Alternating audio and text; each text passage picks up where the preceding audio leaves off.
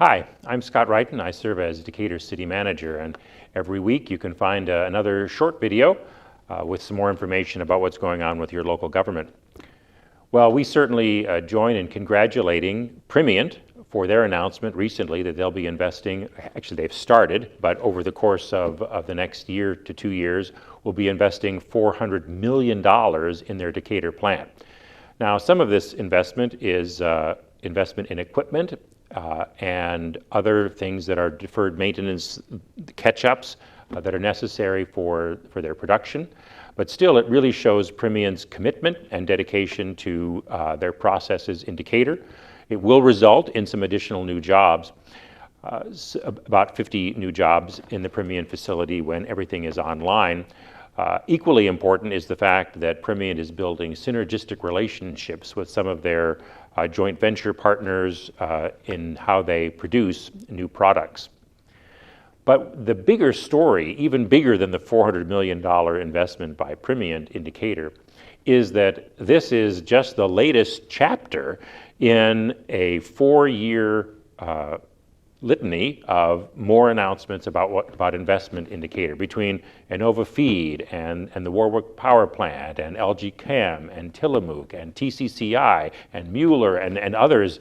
There has been or will be commitments totaling nearly $4 billion, that's with a B, billion dollars in Decatur over the last 4 years. And that means that that kind of new investment, of course, means new jobs in Decatur and more investment in Decatur. But what it also means is that the Decatur City Council and other local decision makers have to take steps to think through the implications for this new phase, this new chapter in Decatur's history. It'll mean more investment in water and sewer to support some of these businesses. It'll mean that we'll have to incentivize some new housing. Large scale, and by that I mean 100 and 200 unit projects in new housing haven't happened in Decatur in 40 years or so. Of course, there's been new construction every year in Decatur, but not the large scale housing that we will eventually need to house all of the workers who will be coming to Decatur. So this means that Decatur is really at a key inflection point for its industrial development, for its economic development strategies moving forward. It's certainly good news for the city of Decatur, but it's a multi-step process. It's a complex process that involves lots of secondary decisions about how the city will respond and make the best of these opportunities that it has. Perhaps a little more mundane than significant investment in Decatur is a topic that the mayor and city council are currently wrestling with, and that is what should be the arrangement with regard to yard waste services. This has become a topic, as I've shared with you before, because the city council made some significant changes to the garbage and recycling ordinances in December, because the system that we had in the past wasn't working.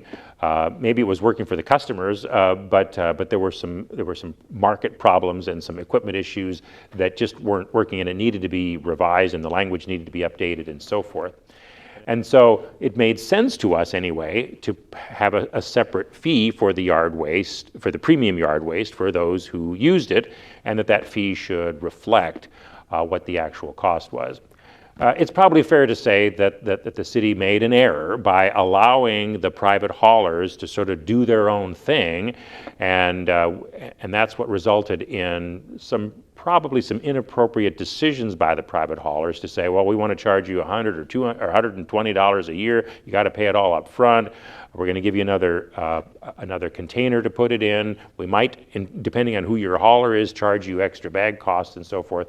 And so while I do believe that eventually there's going to be other private companies and entrepreneurs who realize that they can come into the yard waste business, just the yard waste, not the garbage and recycling business, and provide some competition, in the short term, that's not happening. And so the mayor and council have said, staff, we need you to come back with some different options, one of which is to evaluate whether or not there's a fee that everybody could pay for yard waste, or how we can make the separate yard waste, the premium yard waste service more acceptable and take away some of the obnoxious pieces of it that the haulers had come up with. And so we're trying to work that out.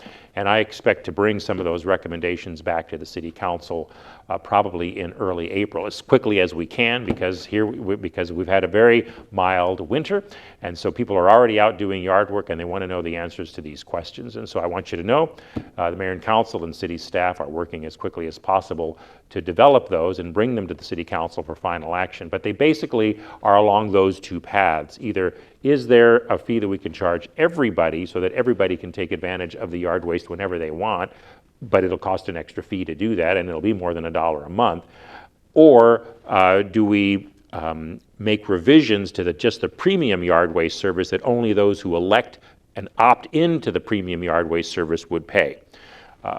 More details to come on that, and I look forward to sharing those with you, not just in these videos, but also in our website and other places, because we know how important this topic is, and we'll be using as many of those other outlets and media sources as we can to get the word out once we present those different options to the City Council. Thanks for tuning in.